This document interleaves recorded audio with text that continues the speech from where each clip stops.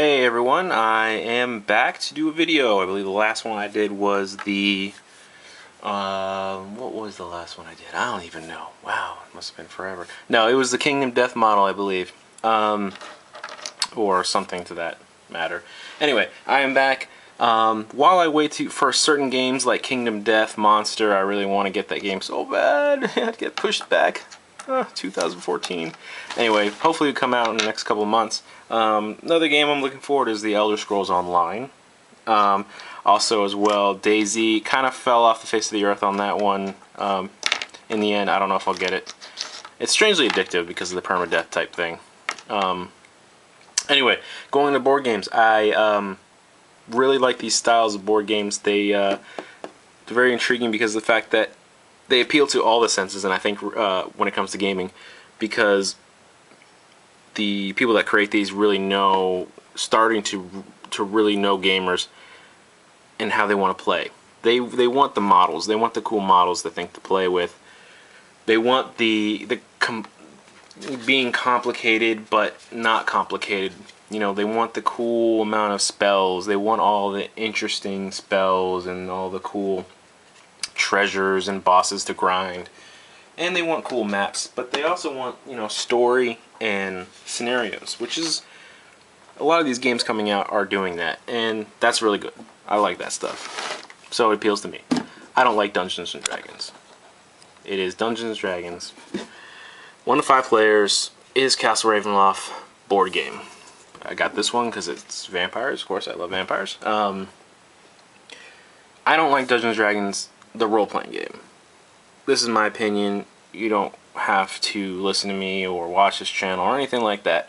But I particularly don't like Dungeons & Dragons role-playing game. I like role-playing games that are more story-driven, role-playing driven, less dice chucking, and having to get loot and armor and what have you. That's the role-play style for me. But I like these type of board games, and this looks like a great one that saw the reviews. So I got it, and I love it. The reason why I got this type of game was because of the fact that it is a D&D adventure system cooperative game. I do not have any cooperative type games. I really would love a cooperative type game for me and my girl, because we love to argue when we are playing games that are not cooperative. So I'd like to play a game where we're on the same side, and got this one. So moving on. So it's great. Well, let's go back here real quick. The art is fantastic. This box, I don't know how you can see that really well, is really thick. It was really heavy, and in the end, it was it's your money's worth. Trust me. You can kind of tell just when you see this art is pretty good, but when you pick up the box, you can tell that there's a whole lot of junk in here that is awesome. I shouldn't say junk, but I don't care. The other word was crap, but whatever. So, next up, we're going to do, these are the dungeon tile pieces. I'm not showing the dungeon tiles at this moment. I'm showing the fact that these card stock is great. I believe it's cardboard of some sort, but it's like a nice thick, card stock. The art is really nice, but you can tell just from opening it that the art is nice. The text, the font is nice. It's readable. It's legible.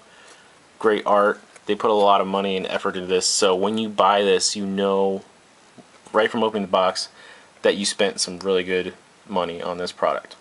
A great product. Alright, so that's just the card stock. This is just the product in general. It's great. Alright, so where did I put my rules? I don't know. Oh, I put the box on top of it. Sorry, I don't edit or do any kind of stuff like that, or even have a script. So you have the rule book. It's not too big. It's pretty simple to follow along. Again, the art is fantastic. It's got a nice table of contents. I know some games that don't even do that. Very easy to follow along. All nice and colored, so you don't get confused. Great setup. Great text. Fantastic art. Again, I like this game because it has an adventure book, which is great because it has scenario, and they all make sense. It all follows the story of your heroes, or different heroes, going through this dungeon. It gets harder and harder, of course. Different bosses are harder and harder. And, of course, it,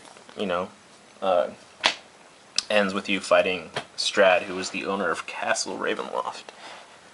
Again, you can skip through and whatnot, but me and my girl played the second one and the third one, because the first one's a first player only, so or a one player only.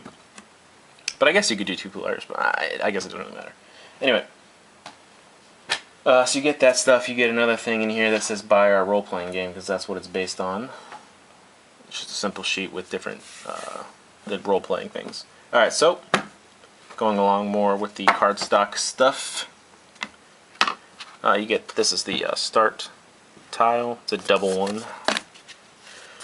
But again, the awesome, looks like a realism comic book style art to it. It's really good. Again, everything is laid out for you, easy to follow along. This is the owner, Count Strad Van Zarovich. Barovia, I believe, is where this takes place, where his crypt or his dungeon and his dragon is. Again, some great cardstock, legible, readable, great art.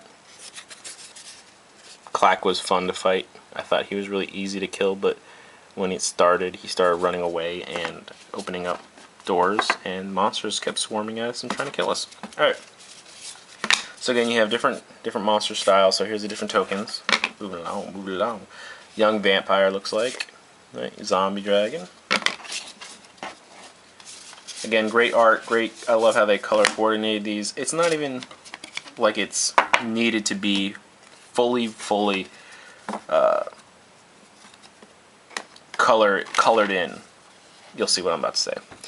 Even just being monochromatic as it is great.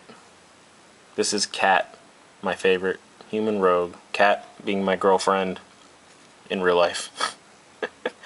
I know I have a girlfriend. It's weird, huh? I'm a gamer too. And I love rogues ever since World of Warcraft MMO style came out. I love rogues, so 2 of my favorite, Cat and a rogue. Great stuff. So it's got 2 levels: first level hero and second level hero. It's not as easy as you think to level in this game. You need to roll a natural 20 and have the resources at that time to level. Then you have Emerald, or however you want to pronounce it.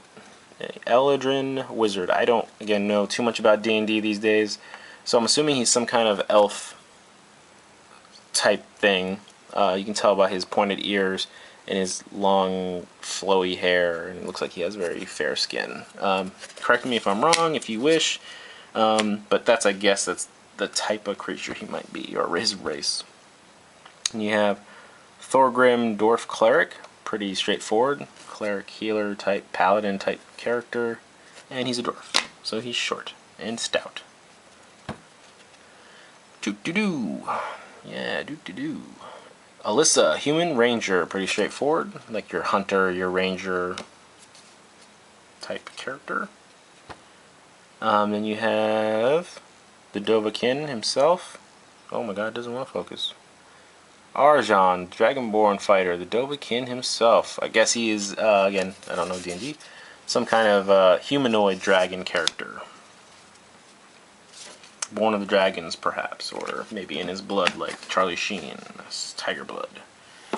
Alright, so those are like the mini-boss type characters sheets and the hero sheets. Again, good cardstock. So, you saw earlier the tile pieces. It's one cut design, so it's very simple to place together, which is great.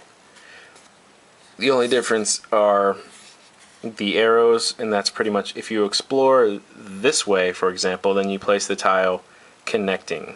So it's pretty straightforward. Great art on here. Yeah, it's great.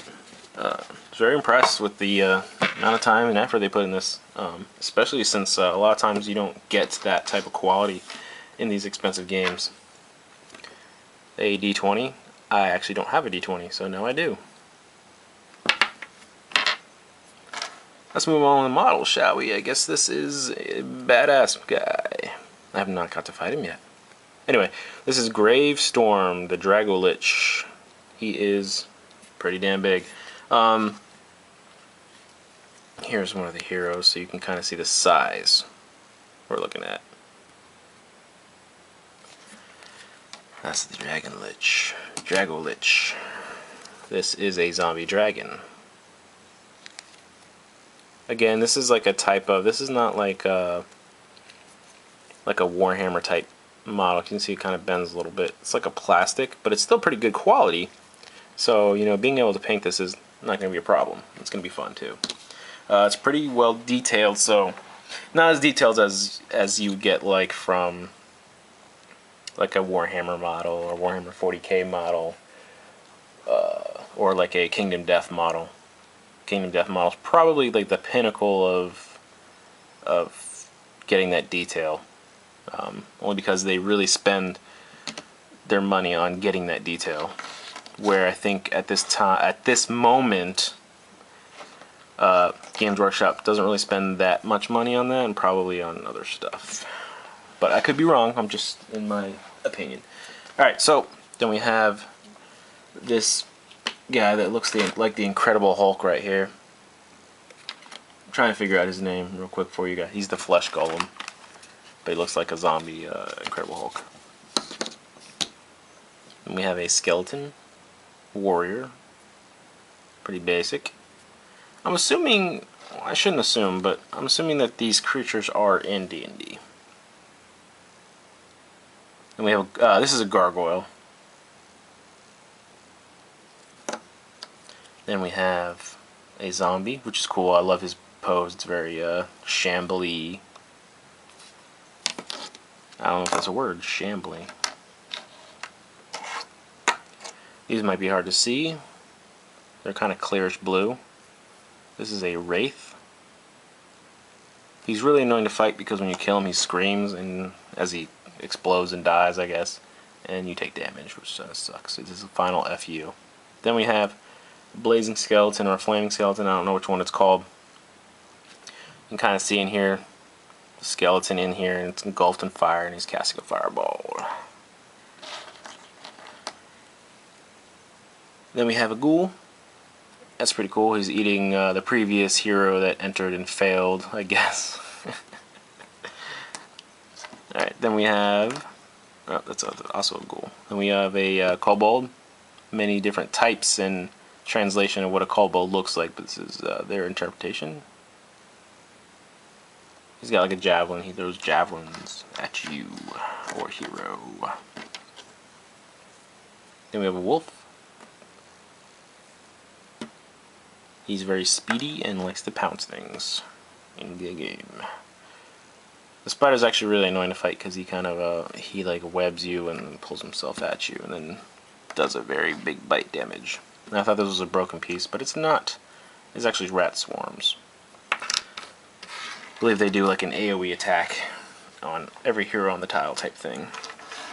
So let me put out the mini bosses here. Here's Clack. He's like a kobold sorcerer. He was really annoying to fight. Again, pretty well detailed. If my camera wants to focus on this damn thing. Of course, he's wearing a robe, so it doesn't, you know, not a lot of detail needs. But Screaming, the Howling Hag, I believe. I love this pose. Great pose. A little bent, but you know, whatever. Great detail on all his rags. This is the worst model, I think. The wolf doesn't seem like it seems like the most basic pose you could ever get, trying to be action-packed. Still a decent model. You can't like 100% of everything in a box game, and this is probably the only thing I don't really like in this game. And then here's Strad himself, pointing at who he's about to slaughter. Very cool model. He's armored, cloaked, has an awesome sword sheath on his back and sword as well. Alright. Now we're going to the heroes. Here's the basic wizard. Oh shit. Casting his fireball. Pretty cool. I like it. I like it. We have, I believe this is Alyssa, the ranger. Very cool. Very, very cool. I like that pose. Kind of like sweeping the blades around. She's got some pretty cool powers. Or attacks and actions. This is Kat, the rogue. Also a cool blade, and she's got like a nice throwing knife in there. She's got a really cool barrage knife throwing power. And here's the dwarf cleric. He's pretty cool. I don't like dwarves, but you know, he's still pretty hoss looking. Then we have the Dovahkiin himself. Pretty cool Dragonborn type character. I've seen people painting him green and different colors. I'm probably going to paint him red. Only because the color on his character sheet looks red, so whatever you like, I guess, huh? So those are the models, and then of course there are multiple models of the trash mobs and whatnot, but not the different heroes or special bosses or mini bosses like the flesh golem. Alright, so got the rules there. Alright, so not just that, there's more. I mean, you're spending $74 or $80 depending on where you go for this game, so you expect more. Plus this game is heavy. You don't think those models are too heavy. You get a whole bunch of awesome tokens. Tells you different things. The art in these is great, except for these common range things. So yeah, it looked very, very basic. Kind of like they knocked them out this last second. Different tokens for different scenarios. You have like artifacts or freezing cloud encounter traps and stuff like that. Everything is pretty well laid out, and again, it's on that awesome cardstock, so easy to read. Slow. Your speed is 2. Discard your condition at the end of the hero phase. So everything is easy to read. You know, stuff like this mist form. Trying to see if I can get some of the important things. Surge healing. That's when you lose your last HP. You get 2 surge tokens. And then when you're out of surge tokens and your hero goes down for the count, you lose. Which is cool because if even one of your heroes goes down, you lose. So you can't just try to solo it if one goes down and you're like 3 guys, and then now you're down to 2.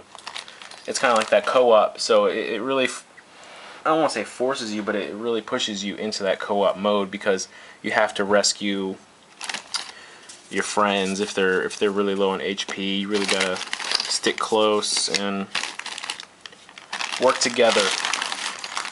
Let me try to find like an HP token for you, see what it looks like. They have a 5 HP'er token and like a single HP token.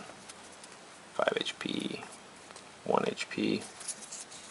Then they have little damage markers for the I thought it was pretty clever. Let me find one for you actually.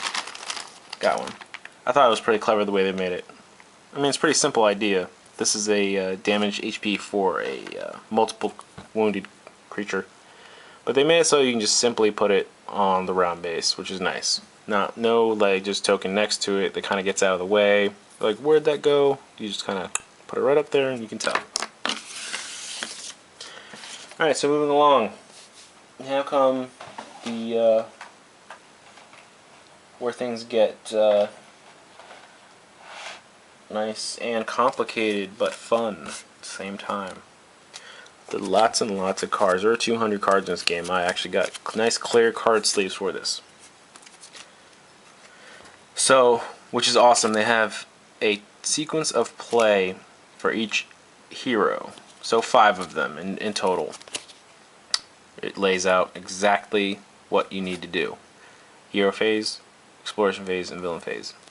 And not just that, it tells you exactly what can be done in each step, which is nice.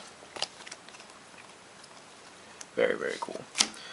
Very, very easy to find hero stuff for your hero, like utility powers, and obviously you can tell not just from the art, the color, but the words. So, you know, even it's 12 plus, so a 12-year-old should be able to understand.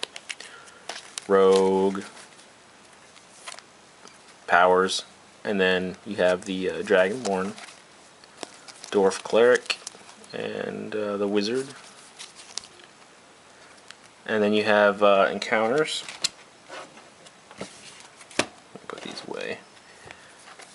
So the encounters will tell you exactly what needs to be done, but they're not all bad actually. Some of them are actually kind of good, and they are color coded, a la MMO style.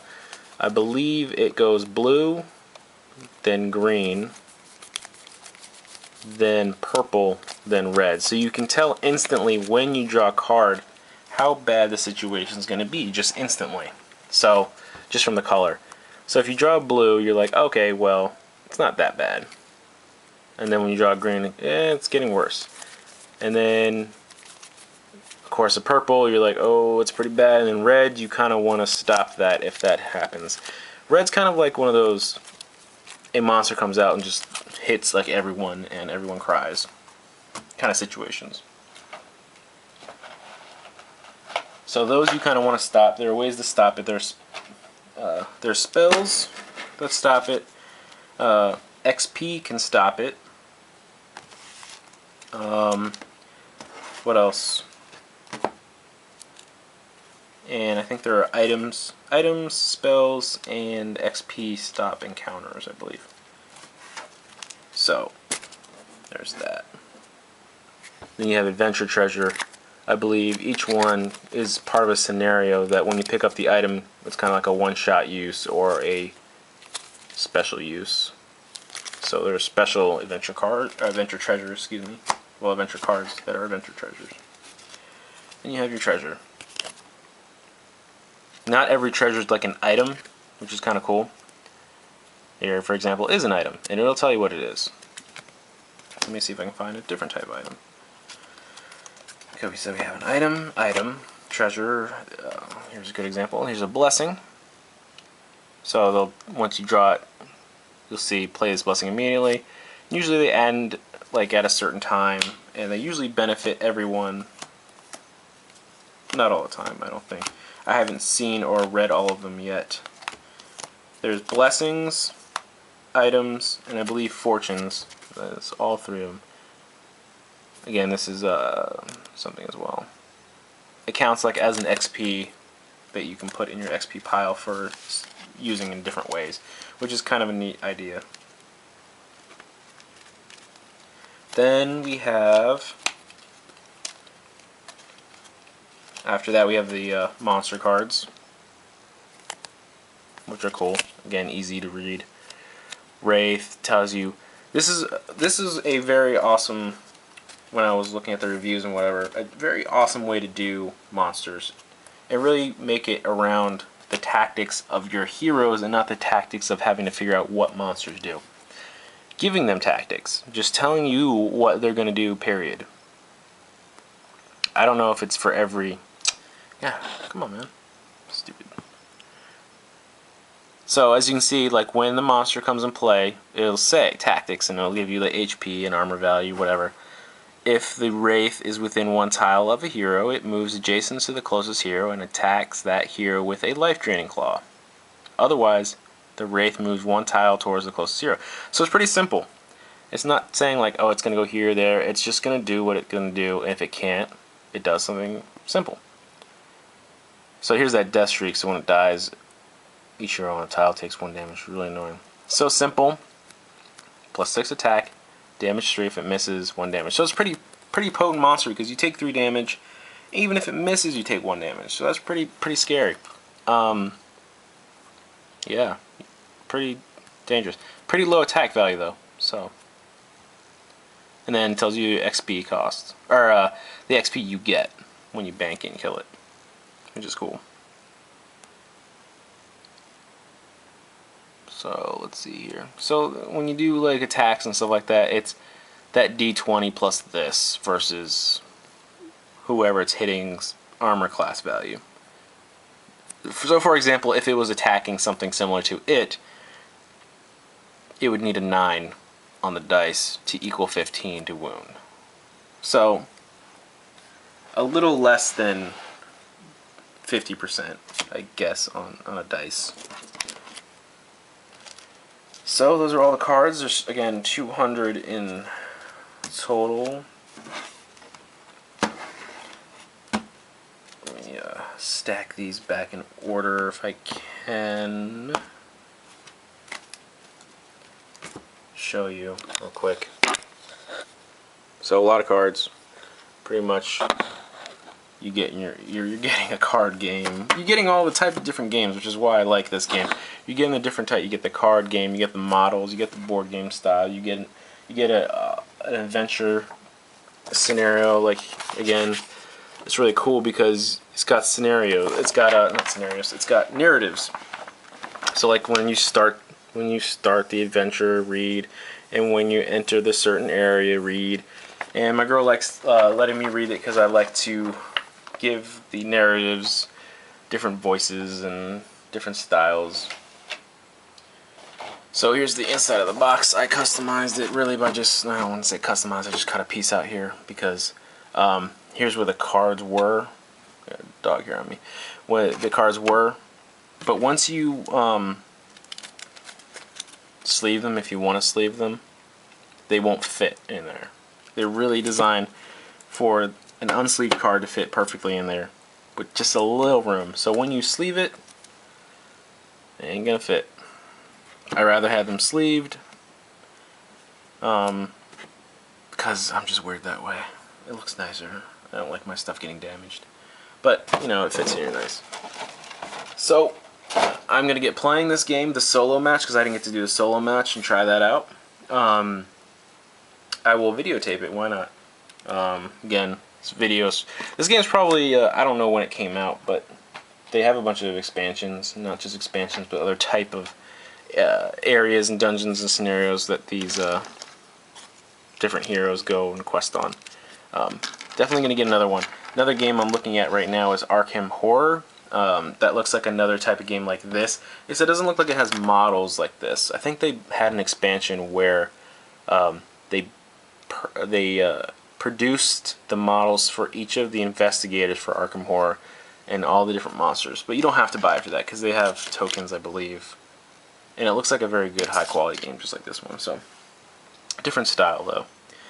So I will get to maybe setting this up and playing a single game. How about it?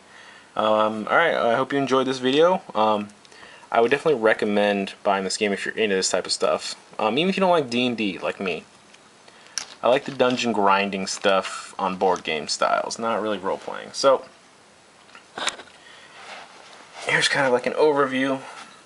I'll put the rule books down here too, so you can kind of see all the stuff really, besides my drink, that this game comes with. So here are like the 200 cards.